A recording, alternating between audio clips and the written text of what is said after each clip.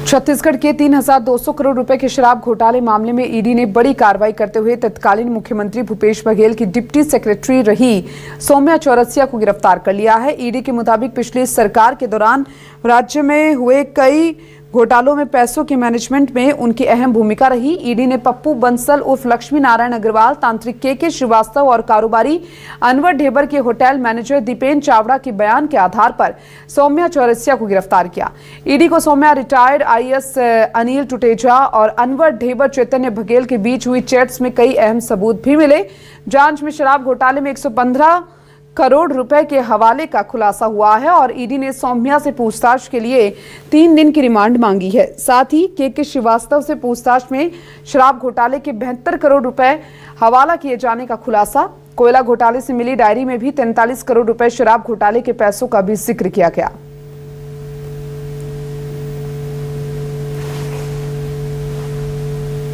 देखिए, जो liquor scam का इन्वेस्टिगेशन हम कर रहे थे उसमें कुछ लोगों के स्टेटमेंट रिकॉर्ड किए गए, जिसमें मुख्य स्टेटमेंट था के अग्रवाल, के श्रीवास्तव, लक्ष्मी नारायण बंसल और निखिल चंद्राकर का।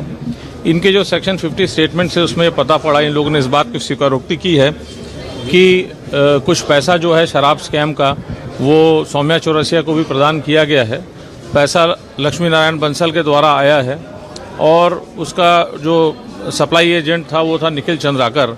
तो निखिल चंद्राकर ने इस बात को स्वीकार किया है कि शराब स्कैम से रिलेटेड जो पैसा था लगभग 5 करोड़ का वो खुद लेकर के आया था। और इन्वेस्टिगेशन में अभी तक ये पता पड़ा कि 115 करोड़ रुपया जो है वो टोटल प्रोसीड्स ऑफ क्राइम की प्राप्ति इनके द्वारा की गई है शराब स्कैम से। के श्रीवास्तव ने भी इस बात की पुष्टि करी कि लगभग 72 करोड़ रुपया सौम्या चौरसिया को दिया गया या उसके निर्देशों पर हवाला किया गया है। उस डायरी एंट्री में स्पष्ट रूप से दिख रहा है कि लगभग 43.5 करोड़ रुपया सौम्या चौरसिया के पास डायरेक्टली आया है। तो इस संदर्भ में उनकी गिरफ्तारी की गई है धारा 19 मनी लॉन्ड्रिंग एक्ट के प्रावधानों का पालन करते हुए। एनफोर्समेंट डायरेक्टरेट के द्वारा ECIR नंबर 4 में, जो कि लिकर स्कैम से संबंधित है, इसमें हमारी जो क्लाइंट श्रीमती सौम्या चौरसिया जी को कल विधिवत 5:30 बजे अरेस्ट किया गया था। ग्राउंड्स ऑफ अरेस्ट कल दिए गए थे। उन्हें समन्स दिया गया था प्रस्तुत होने के लिए। उस समन्स के परिपालन में वो उपस्थित हुई थी। गौर करने की बात यह है कि हमारी जो क्लाइंट हैं वो ऑनरेबल सुप्रीम कोर्ट के आदेश से इंटरिम बेल पे हैं, जिसमें उन्हें आदेशित किया गया है कि वो स्टेट ऑफ छत्तीसगढ़ से बाहर निवासन करेंगी।